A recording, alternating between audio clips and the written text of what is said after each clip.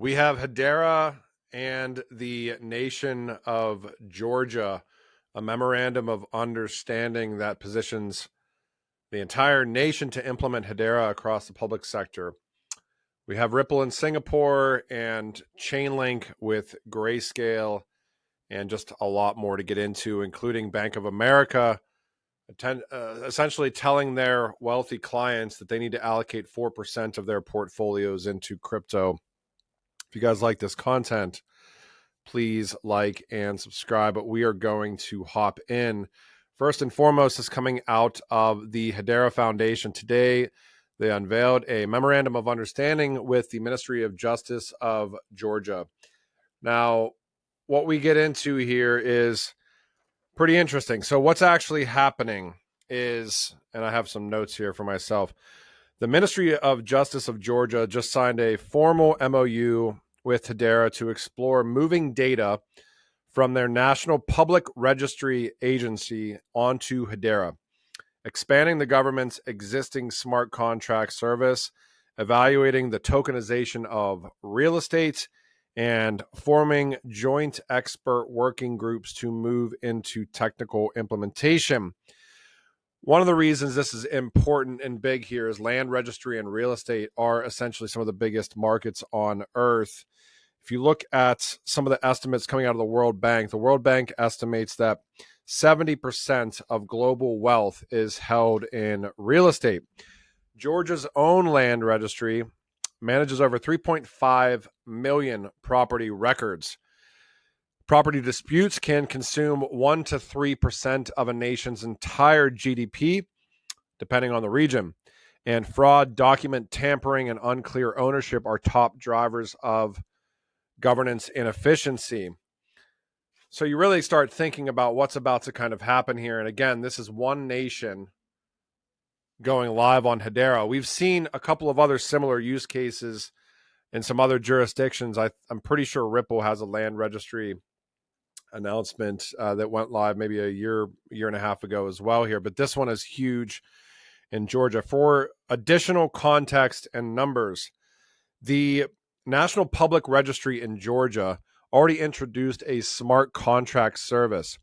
The next step that they publicly discuss within this press release here is the tokenization of real estate.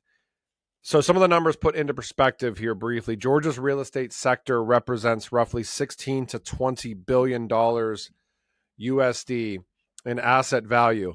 For context, all of the real world assets tokenized throughout all of crypto, excluding stablecoins, probably sitting around $40 billion right now. So this is about half of the entirety of all tokenized real world assets in one nation's real estate.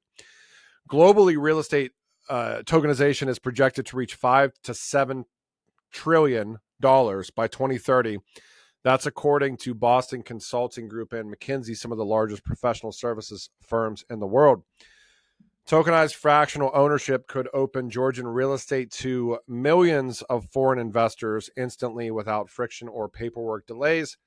And we do know on Hedera, there are a lot of studios for services for crypto to make onboarding entities like literally like the Ministry of Justice of the country of Georgia easier, whether it's asset tokenization, artificial intelligence, et cetera, et cetera. So tokenizing even 1% of Georgia's property market would result in $160 to $200 million in on-chain value.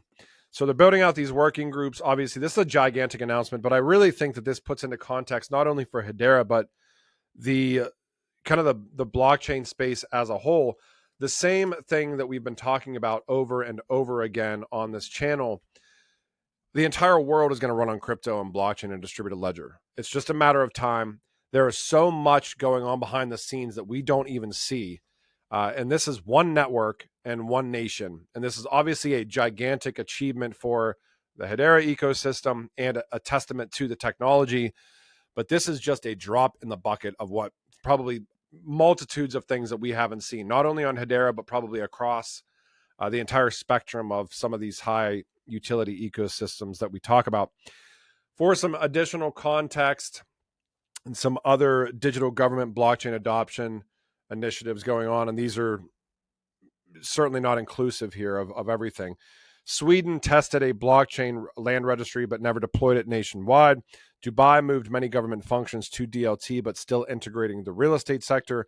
Brazil's central bank tested DLT for identity and registry services. I'm pretty sure Ripple has initiatives with Brazil, and you guys can correct me if I'm wrong, but Brazil for some reason is ringing a bell. India has state-level registry pilots, but not national rollouts as of yet.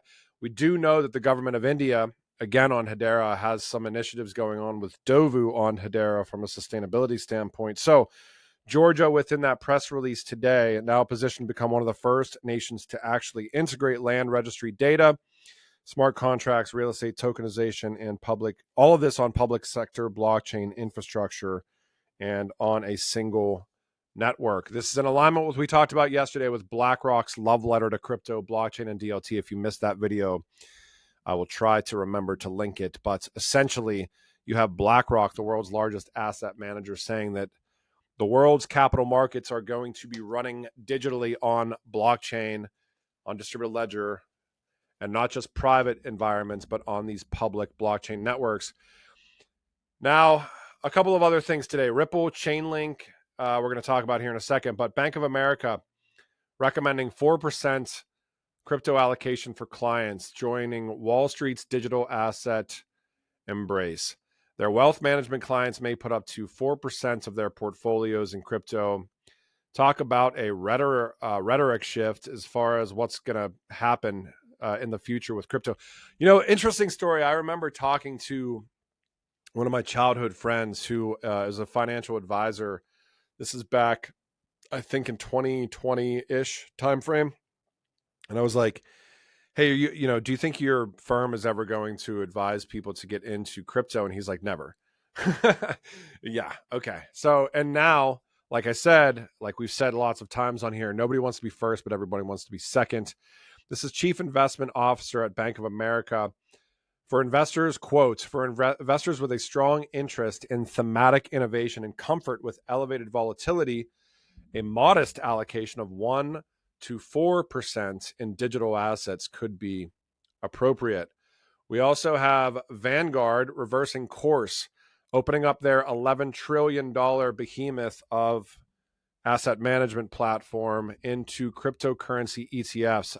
This is, I believe today, Vanguard allowing its 50 million brokerage clients to trade crypto ETFs, marking a major shift for the $11 trillion asset manager that previously opposed digital assets. Shout out to Eleanor Tourette, but the original report apparently coming out of Bloomberg and tracks from her reporting back in September. So this is absolutely gigantic as well. I mean, like I said, it's really crazy that we talk about bull and bear markets in crypto at this point in time in 2025. And regardless of what price is doing, almost daily, actually, no, not almost, daily, every single day, pretty much, you can find an announcement or multiple announcements that 3 or 4 years ago would have driven 6 months worth of a news cycle in crypto. The nation of Georgia adopting Hedera would have driven all of, like, not just Hedera, not just the ecosystems we talk about, would have literally driven all of crypto news for like months a few years ago. And same thing with this, Vanguard, $11 trillion. This would have driven all of crypto news. Bank of America advising 4% allocation to their wealth clients would have driven all of crypto news a handful of years ago. So kind of makes you raise your eyebrows and be like, what's going on here? Why isn't crypto, and again, this is not financial advice by any means, but just common sense. Why isn't crypto at like a 6 to 8 to $10 trillion market cap right now, which I fervently believe that it should be right now. And we're sitting probably underneath 3 trillion or wherever we're at right now. I rarely look at those things. It just makes you kind of go, huh? I want to give a shout out to the Chainlink ecosystem as well. Now, I am not going to do a video on this today, but I'm probably going to try to get through this maybe tomorrow. They just released kind of a new landing page with a new deep kind of research paper and all sorts of stuff. Chain.link/everything. This is not sponsored content by them in any way, but if you're not paying attention to what Chainlink has done over the past couple of years, I don't know. You're just way too tied up into your silo. $867 trillion shift to an on-chain economy is underway. They have a paper in here, this report that we, will probably try to get into maybe over the next day or so. 63-page document. Not gonna try to get into it 10 minutes into a video right now, though. Huge news from Singapore. Monetary Authority of Singapore. Tomorrow I will. Monetary Authority of Singapore approving an expanded scope of payment activities for, this is from Ripple, Ripple's major payment institution license, enabling them to deliver end-to-end fully licensed payment services to their customers in the region using, I'm guessing, DPTs as digital payment tokens.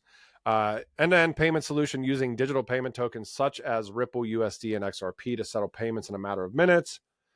Single onboarding, simplified digital asset access, etc., and then some stats. So Singapore, no surprise, Singapore has been kind of leading as far as digitization efforts for years at this point, alongside Hong Kong and Dubai. Again, in that BlackRock thought piece from Larry Fink and the second in command, both of them yesterday that they wrote, they mentioned how much further ahead some of these nations are in comparison to the United States and the UK, but we do have some catching up to do. I want to mention I have an interview here coming up soon with Grayscale, so I'm excited for that. But in the interim here, they just announced about 10 hours ago their Grayscale Chainlink Trust ETF, the first Chainlink exchange-traded product in the United States. And I would expect to probably see more from Chainlink 2 from Grayscale, the world's largest crypto-focused asset manager, and all the things that come along with that for a link. So huge kudos to the Chainlink community there. Did a really good interview with Andre Casterman, former head of corporate and trade markets at Swift, and a leading figure in trade finance tokenization through the International Trade and Forfeiting Association and the XDC network, alongside Arushi Goel, former Chainalysis policy lead and former digital currency lead at the World Economic Forum. This is a really good interview. It's an hour long. I'll try to break it down into some bite-sized chunks here, maybe out of Genfinity. This is on Genfinity, so please go and give at Genfinity a follow to watch this full thing here. But this gets into a little bit of everything. I actually asked him the ISO 20022 question to see if he can dispel it, and he does, as I've tried to talk about on here before, but I won't get too into the weeds with that because it is a super polarizing topic, and people tend to get angry that they're not going to become instant millionaires from a messaging standard. That being said, really good interview. Talks about what's going on globally. He definitely gives his thoughts on, I guess, relevant to this channel, Swift announcing blockchain ledger as infrastructure. And what he talks about is, hey, it's awesome that Swift is doing that in 2025.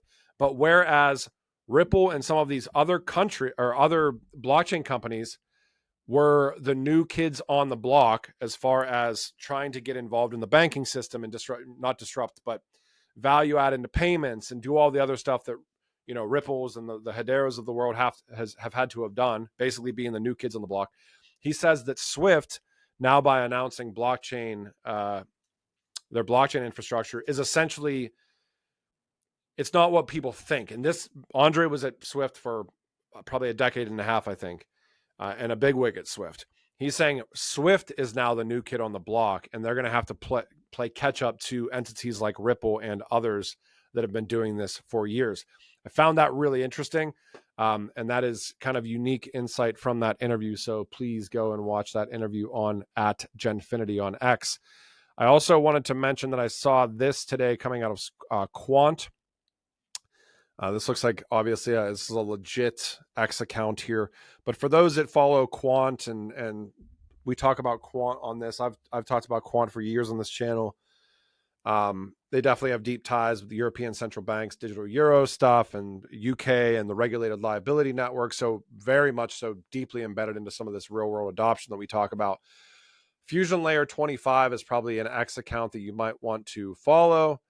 And go, and it's a multi-ledger roll-up network of networks. This is just going to give you some more deeper insights, and then you can read through some of the documents as well. This is over Ledger Fusion, and Gilbert follows them and retweets them, so it's valid.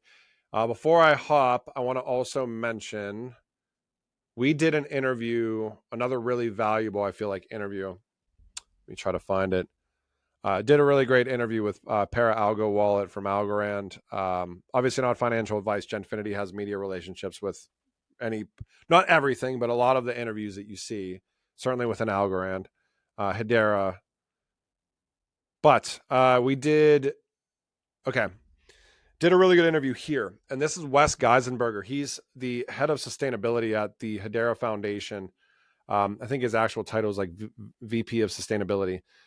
But building the planet's balance sheet, Hedera's role in global sustainability. Now, I know that there's a couple of networks. I know another network out there that is really big into sustainability and ESG stuff is VeChain. But my personal thought process is we're getting to a point now where some of these general purpose, I don't think we're going to be talking so much about, maybe we will a little bit, these general purpose, we can do everything, blockchains. I think we're starting to see emerge networks that have been around for a while that are starting to have like not singular, but very specific purposes that they seem to excel at.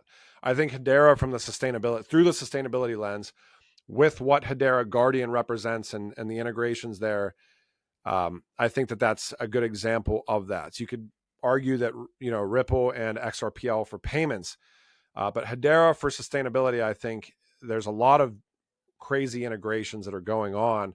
And Wes was just at COP30, which has like literally a lot of the nations in the world attending, talking about sustainability.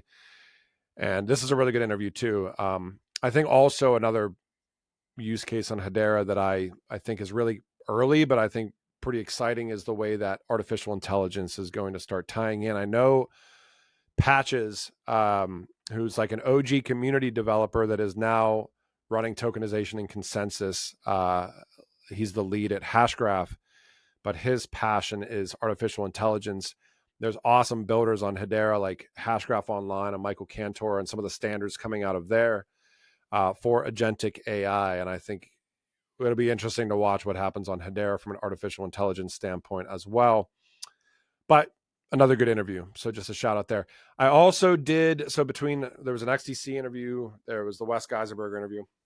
I just did a really good interview with Constellation Network out of Genfinity 2 that I will probably mention on here because I'm kind of ranting now. But, and again, another disclaimer, Genfinity has a media relationship with Constellation alongside all these other networks. But where I think we're starting to see some really interesting things emerge in crypto are these really easy user experiences. And,